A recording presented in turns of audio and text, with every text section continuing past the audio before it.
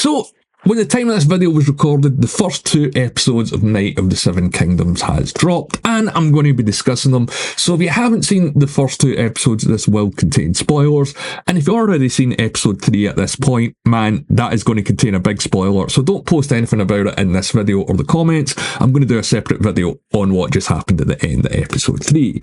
But Knight of the Seven Kingdoms, if you didn't know, is the latest show set in the Game of Thrones George R.R. Martin / HBO universe.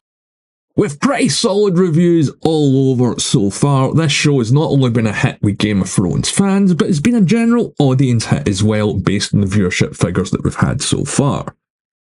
So as I said, spoilers if you haven't seen the show, and if you have seen it, or you've seen ahead of this episode, or you've read the books, don't post anything please, but don't be that guy. So a bit of history on this. This is a little bit different, whereas Game of Thrones is based on a series of novels, The Song of Fire and Ice. This, at least first season, is based on a short novella called The Hedge Knight. So while this is the third show to be set in the Game of Thrones universe, it falls firmly in the middle between Game of Thrones and House of the Dragon. It's about 90 years before Game of Thrones, and the Targaryens are still in power, but dragons no longer exist. So tonally, and the way that the story is told, this is a very different type of show, compared to the usual Game of Thrones that we're used to as well. In fact, this is kind of a little bit tonally a comedy, and I have to say it does work. The show also does diverge a little bit in terms of storytelling, using flashbacks to tell the story, and it might be from an unreliable narrator, but I'll get to that later on in the video. So what makes this show different from anything else is it primarily focuses on 2 characters, Dunk and Egg. We get much more of an intimate Westerosi adventure in this land, and while we aren't going to have multiple story arcs converging over a long period of time like we're used to with House of the Dragon and Game of Thrones, we are going to see these 2 characters, Egg and Dunk, survive, maybe even thrive, and definitely have adventures in Westeros and beyond. If I was going to compare this to a show that's on at the moment, I would say it's going to be more like the first season or 2 of Mandalorian than Game of Thrones. We're going to see Dunk and Egg go to different parts of Westeros that we haven't seen, or at least parts that we've only heard mentioned so far. We're also going to get to see them solve problems, represent houses, do that kind of thing, fight for honour, if they stick to the books. Now, there's only 3 source books at this point, but George R.R. Martin says he's written 12 stories that basically cover the entire life of Dunk and Egg.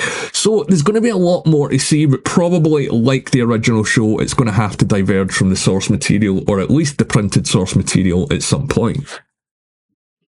So as I said, we're going to get familiar names appear like Baratheon, Dondarrion, and of course Stark and Targaryen. But we're not going to get the usual politics and plotting that we get in a Game of Thrones show or a Game of Thrones world. This is a much more intimate show, and the easiest way to kind of compare it to a Game of Thrones story would be, imagine that they just made an entire show about Brienne and Podrick's adventure or something like that. What I mean here is the fate of Westeros isn't at stake or in these 2 characters' hands at any point. Dunk doesn't want to sit on the Iron Throne, though if you remember in the original Game of Thrones show, we do find out where Dunk does end up as we get a few mentions of his name, so he does become a bit of a legend in Westeros, but he's not the type of guy that wants to be king. Dunk is just someone who aspires to be what he thinks a knight should be, like, again, Brienne in Game of Thrones, and sort of has to become a knight to survive because that's all he knows. Whether Dunk is actually a knight, well, that's another story, as when we meet him in this episode, his master has died, Sir Alwyn of Pennytree, and later tells someone that his master knighted him before he died, as one knight can make another person a knight, but we didn't actually see it happen, and I'm sure we're going to get more scenes, as I mentioned in flashback, showing us if Dunk was actually knighted or not. But my point is, both Dunk and Egg are pretending to be something that they're not, and I'll get into that later in this video, with Egg especially, and again, a huge warning for spoilers ahead. But Dunk is a good man, which usually doesn't end well for people in this world. Think Ned Stark and Jon Snow, for example. We see Dunk start his journey as a knight, and he's so unsure how it's going to turn out, he initially refuses Egg's offer to squire for him when they first meet. So as I said, this is a totally different story that we're getting or we're used to in the Game of Thrones universe, and the first 2 episodes, the first one especially, are pretty funny. So let's get into episode 1. So after his master's death, Duncan pretends to be a knight, and again I say pretend because we don't actually see him knighted in the present or in flashbacks, at least at this point. His master is Sir Arwen of Pennytree, and Duncan has been with him since he was about 8 or 9 years old, being his squire. Now Duncan, throughout the first 2 episodes, mentioned several events in Sir Arwen's life, and I think that most of these events did probably happen, but were exaggerated, because there's at least one example when he meets the Targaryen prince who Sir Arwen fought before. He corrects him about how many strikes that he had. So I think that some adventures or some memories have maybe been exaggerated, and the start of episode 2 definitely hints to that as well. If you've seen it, I'll get to that in a moment. So Dunk is an honourable man, but has to lie just to survive, or at least to take the role that he thinks that he wants. Which, by the way, by Game of Thrones standard, isn't even the worst thing a person has done, let's be honest. Now, because he's a Hedge Knight, or at least his master was a Hedge Knight, no one really knows who he is anyway. A Hedge Knight is basically a sort of wandering knight for hire, not like a sellsword. They're more sort of hoping to get taken in by a house, or, you know, given a job or adopted by them and become a full knight.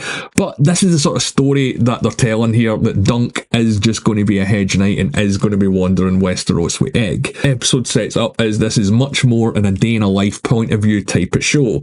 The first season is only going to span a few days or maybe even a week of Dunk and Egg's life, and that's because, as I said, it's based on a short novella. That's also why we're getting shorter episodes in here as well.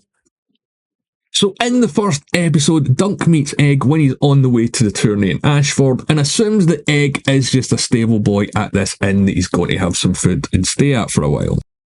There's only other one guest in the inn who appears to be a rambling drunk man, but he's going to be important later on, trust me. Before Dunk leaves, Egg makes an offer to be squire, which Dunk refuses because, as I said earlier on in the video, Dunk doesn't know exactly how any of this is going to pan out. He could win everything or he could lose absolutely everything. So Dunk makes his way to Ashford, and once arriving realises that he needs to get sponsored by another house in order to take part in the tournament, because he's a Hedge Knight that no one knows. So he seeks out at people who he thinks are going to help him based on his former master's employers, essentially saying, hey look, do you remember this guy fought for you? Well, you know, you maybe owe him a favour, so put me in this competition. It doesn't really pan out until he meets Lionel Baratheon, who has been one of the standout stars of this show so far. Lionel is the first person that actually accepts Dunk for who he is and can see the actual potential of what Dunk might offer. The first episode ends with Dunk going back to his camp, which is basically under an oak tree, with Egg sitting there waiting on him with dinner prepared. They both decide that Egg is going to squire for Dunk, and there are a few spoilers in this scene as well. When Dunk initially questions where Egg's from, he does say King's Landing, and Dunk says, what, Flea Bottom? But then Egg doesn't follow up. If you also notice as well, scenes where they are talking about other knights, Egg seems to have a vast knowledge of this. And yeah, if you know, you know, put it that way, but again, don't post spoilers in this video. But I really like the first episode of the show. As I said, I think this is only going to cover about a week or so in the Game of Thrones, or at least this story's timeline, because it is a very condensed story, and by the time this video comes out, episode 3 is already going to be up.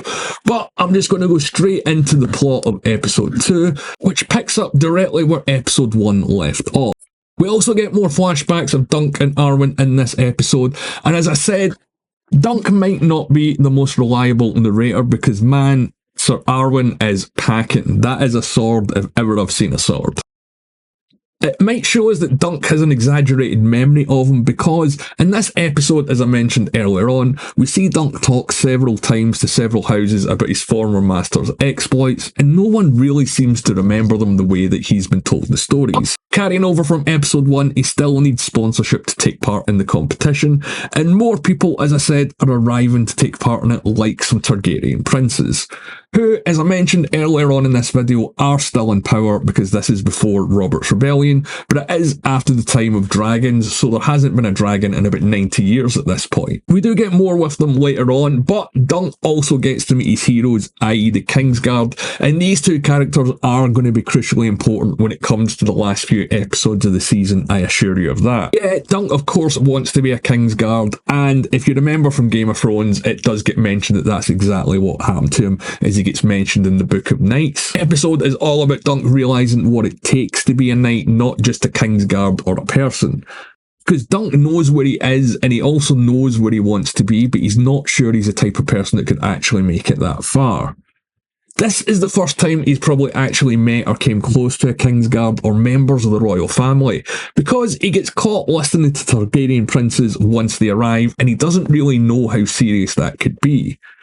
He does try and make Baelor remember about his master, and he does this because he fought him himself in a tourney years ago, and he gets the required sponsorship from the Targaryen prince because he does actually remember Arwen, but he does sort of correct Dunk on how many strikes that they had, and again it's going back to maybe some of these tales were a little bit exaggerated over the years. But he still needs armour, and he needs a sigil for his shield, so he takes it to Tansel, the puppeteer girl from the first episode, and Egg helps him create the new sigil of the elm tree and the shooting star, which, as I said, is where we left them, an important part of episode 1.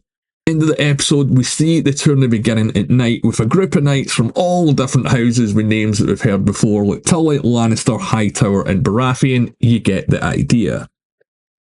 The Targaryen prince is considered to be the favourite to win, of course, because people aren't really going to want to strike him and knock him down.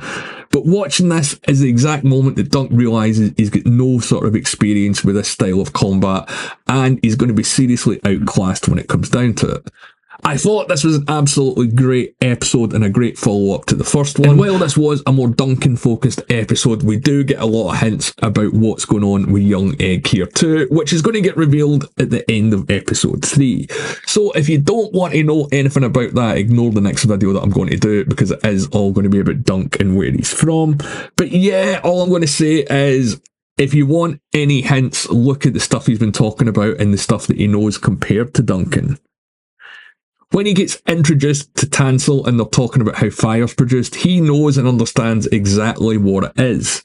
He also knows who the Kingsguards and their family were, and the way that he talks about them with Dunk, just pay close attention to that. But what did you guys think of the first 2 episodes of Knights of the Seven Kingdoms? Did you enjoy it? Does the tonal shift and the comedy and the flashbacks work for you? Because it's something that I really enjoyed.